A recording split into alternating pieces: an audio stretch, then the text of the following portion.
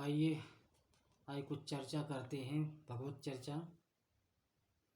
जीवन में संबंध क्या होता है? संबंध पिता पुत्र का भी होता है, भाई बहन का भी होता है और पति पत्नी का भी होता है। जीवन में हम संबंध बना लेंगे। अनन्यस्यन्तामोजना परपास्ते तेषां नित्यमुक्तानां भाम्यम। भगवान से हम संबंध बना लेंगे। नाता एक राम जी से दूसरा नाता तोड़ दे।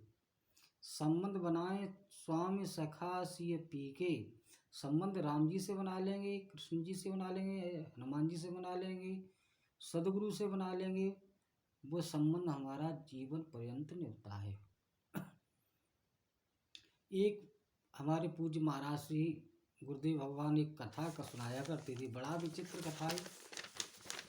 जीवन में एक बरसाने की घटना सुनाया करते थे। एक बरसाने में सेठ थे। उनके बहुत बड़ा कारोबार था और घर में उनके 3 बहुएं थीं।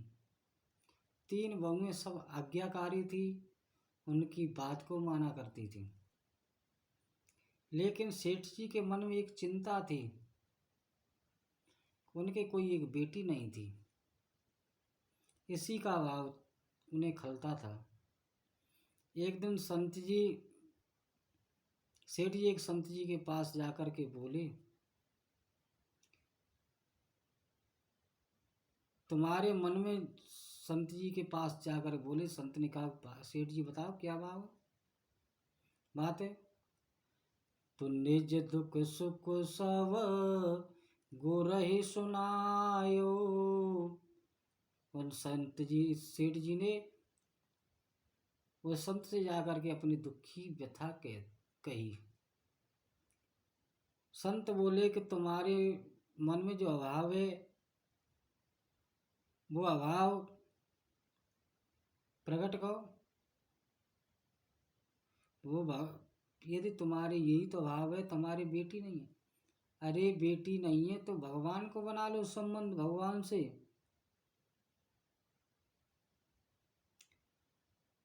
तो संत जी कहते, सुनो सेठ तुमको मिलो, सुनो सेठ तुमको मिलो, बरसाने को बास,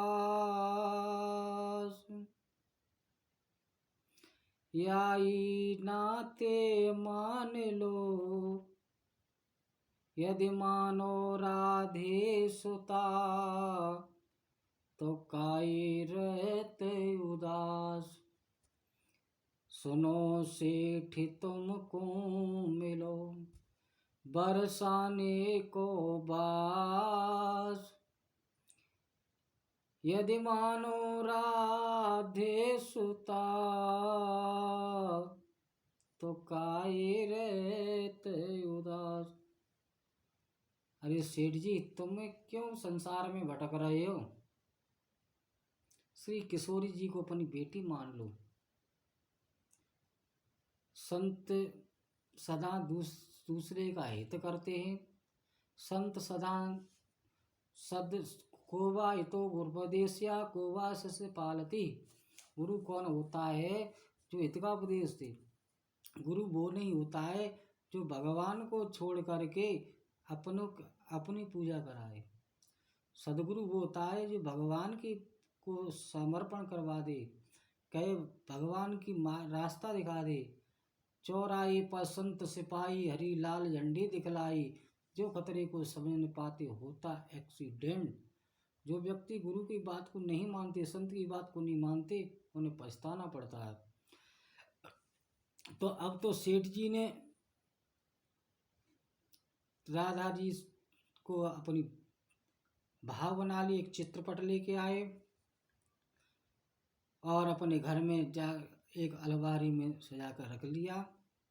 सेठ जी दुकान से आए, पूजा करें, भोग लगाएं और रात को रोज सुबह उठ कर के राधे राधे राधे राधे करते हैं। जागते तो रोज राधा रानी को जगाते हैं, श्रृंगार करते हैं, पूजा करते हैं, आरती करते हैं, भोग लगाते हैं और राधे राधे करके सो जाते हैं। 3 बहू फिर सेठ जी ने 3 बहू बेटे घर में सुख सुविधाएं पूरी, संपत्ति भरी भवन में रहती नहीं कोई मजबूरी। कृष्ण कृपा से जीवन पथ में आती नहीं कोई बाधा, मैं हूँ पिता बहुत बड़ा भागी, बेटी मेरी राधा। सेठ जी ने श्री राधा किशोर जी को अपनी बेटी मान लिया और बड़ा भाव से सवेरे शाम राधा रानी की मस्ती में ऐसे रंग दे, ऐसे भाव में विभोर हो गए, ऐसे प्रेम में विभोर हो गए, राधा रानी के अलावा उन्हें कुछ नहीं दिखता है। एक दिना की बात, सेठ जी के घर में मनहारिन चूड़ी पहनाने वाली आई और चूड़ी पहनाने की गुहार लगाई, आवाज लगाई उसने। सेठ जी के घर में 3 बहुएं थी, उन्होंने बारी बारी से चूड़ी पहनी। जैसे सेठ जी की बहुओं ने चूड़ी पहनी, उसके बाद एक हाथ और आया। मनहारिन ने सोचा ये कोई सेठ जी की रिश्तेदार होगी, कोई नातेदार बहन होगी, चलो सेठ जी ने उसे भी पहना दी, चूड़ी पहना दी और पहना करके सेठ जी की अब वो दुकान पे गई और सेठ जी से बोले, सेठ जी अब हम तुम्हारे घर बहुओं को चूड़ी पहनाया है, हमें पैसा दो।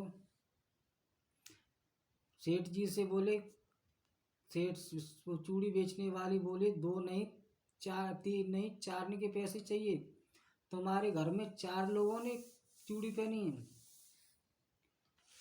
शाम को जब सेठ जी आए और सेठ जी ने आकर के बहुओं से पूछा कि चौथा कौन है जिसने चूड़ी पहनी। बहुएं बोली, हम तो 3 हैं, हमारे अलावा और कोई तो है नहीं। इतना कहकर सेठ जी तो सुन कर के चले गए। सेठ जी अपनी पुत्री राधा का स्मरण भूल गए, जा करके सो गए। नींद रात्रि में श्री किशोरी जी प्रकट हुई और बोली, बेटी। सेठ जी ने देखा कि किशोरी जी उदास हैं। सेठ जी बोले कि बेटी बहुत उदास हो रही है, क्या बात है। तब किशोरी जी बोली, तनया बनाए तात नात ना निभायो और चूड़ी पहन लीनी मैं जान पीतु गे किंतु आप मनहारी को मोल ना चुकायो। तनया बनाए तात नात ना निभायो चूड़ी पहन लीनी में जाने पीतु गेह किंतु आप मनहारी को मोल ना चुकायो।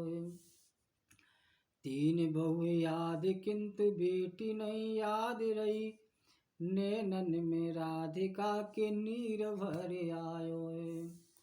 बंधु, श्री किशोरी दुखी मन से जैसे सेठ जी ने से कहा, कैसी भई दूरी को कौन मजबूरी हाय, आज 4 चूड़ी के काज मोय बिसरायो है। राधा रानी ने सपने में सेठ जी से कहा, उन 4 चूड़ियों के काजें तुमने मुझे छोड़ दिया, अपनी बहुएं तो याद रही। अब तो सुनते सेठ जी नींद टूट गई। अब तो सेठ जी रोते बिलखते सारी रात बिलखते रहे, दुख विरही हो गए। अब तो सेठ जी सुनते जैसे सवेरे जागे, सवेरा हुआ सीधे मनिहार के घर पहुँचे और मनिहारन देख करके चकित हो गई और बोली, सेठ जी आप कैसे आए? सेठ जी की आंखों में आंसू भरे आए।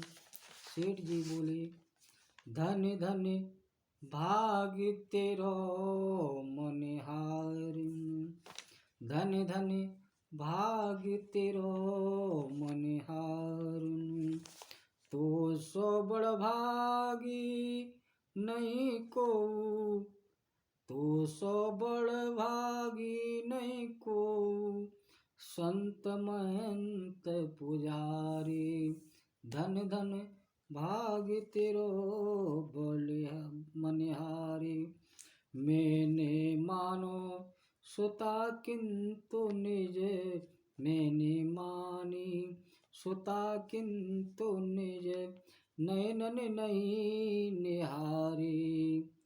चूड़ी पहन गई तेरे हाथन, चूड़ी पहन गई तेरे हाथन, श्री वृषभानु दुलारी, धन धन भाग तेरो मनिहारी। बेटी को चूड़ी पहनाई लो, बेटी की चूड़ी पहनाई ले लो, तेरी ओम बलिहारी। जुगल नैन जल भरे मुखन ते, कहे बोल मनिहारी, धन धन भाग तेरो मनिहारी। मनिहारी सोचने लगी, जब तोय मिलो अनमोल धन, मनिहारी इस मन में सोचती है, जब तोय मिलो अमोल धन, अब काई मांगत मोल, जब तोय मिलो अमोल धन, फिर काई मांगत मोल। मनिहारी कहती है, जिससे अमोल धन मिल जाए फिर उस धन की क्या जरूरत है। मनिहारी ने हाथ जोड़े सेठ जी के, सेठ जी धन्य हैं आपके जीवन में मुझे श्री किशोर जी के दर्शन हो गए। ये कथा हमने अपने पूज्य महाराज जी के मुखारबिंद से सुनी थी, वो हमने आपको सुनाई है। यदि हमारे पास कोई, हम लोगों से देखो स्वामी जी की कृपा से कमियां हैं, उन कमियों को दूर करने के लिए आप लोग उससे सलाह भी चाहते हैं। यदि हमारे अंदर कोई त्रुटि हो उससे हम सुधारेंगे, हमें संकेत करते रहना। जीवन में सदगुरु की कृपा, महापुरुषों की कृपा ऐसी बनी रहे, हम आप जुड़े रहें।